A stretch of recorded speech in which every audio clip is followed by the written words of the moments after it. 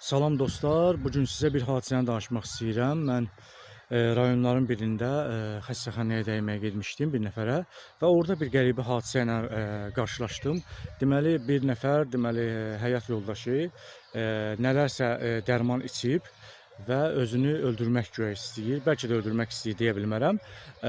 Və burada belə bir halla rastlaşdım ki, deməli ki, bunun həyat yoldaşı həmin o kişiyə həyat yoldaşı 4 dəfə xəyanət eləyib. Deməli, kişi onu 4 dəfə ayrı-ayrı kişilərlə tutub və ayrı-ayrı insanlarla münasibətdə olanda tutub və 4-ündə də bağışlayıb və bu artıq bu dəfə isə telefonunda nələrsə mesajlar tutub və bunun üstündə qırğın başlayıb. Qadın da bundan intiqam almaqdan ötürü yəni dərman içib özünü zəhərləyib. Belə bir halla rastlaşdım rayon xəstəxanalarının birində və mənə maraqlıdır ki, bu kişi deyim ümumiyyətlə buna, oğlanmı deyim, yəni nə səbəbə 4 dəfə bu xəyanəti bağışlayıb, nə səbəbə bu insanı başqa-başqa kişilərlə tutandan sonra bağışlayıb. Deməli ki, problem, ən böyük problem, yəni ki, kişinin özündədir. Xəyanəti bağışlamaq olmaz, istəyir bir dəfə, istəyir 10 dəfə.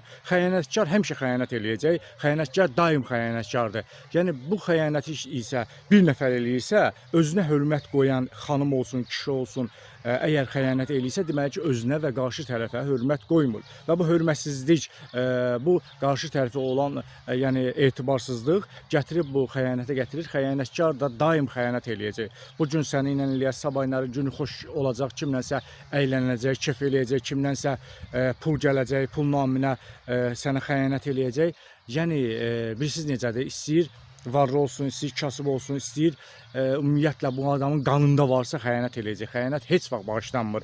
Mən bu yaxınlarda rayonların birində xanım salonda işləyirdi və bunu deməli kimsə görüb də başqası ilə gəzən falan eləyən və gəlib həyat yoldaşına demişdilər ki, bəs sənin xanımın gəzir, deyir ki, sən gözəldir deyə mənim xanımı paxıllıq eləyirsiniz və daha sonra elə bir epizod olmuşdu ki, doğrudan da bu xanımın yəni gəzdiyinin şahidi oldu da, pozğunluğunun şahidi oldu. Sonra qayıt dedi ki, neyiniyim, mənim 2 uşağım var, mən bu xanımı ata bilmirəm. Necə pozğunluğu, yəni qəhbəliyi sən qəbul eləyirsənsə, üzr istəyirəm ifadəmə görə, sən deməli ki, oğraşın böyüyüsən. Əgər sən bu cür pozğunluğu və sənə xəyanət eləyən, sənə hörmət qoymayan, sənə yəni insanlığına dəyər verməyən şəxsə sən yenə də bir yastığa baş qoysansa və bir ailədə onu həyat yoldaşı kimi qəbul edirsənsə, deməli sənin şəxsiyyətində, yəni sənin o mənliyində, sənin o kişiliyində, ümumiyyətlə elə insanlara mən kişi demirəm, problem var. Xəyanət bağışlanılmır, necə olursa olsun.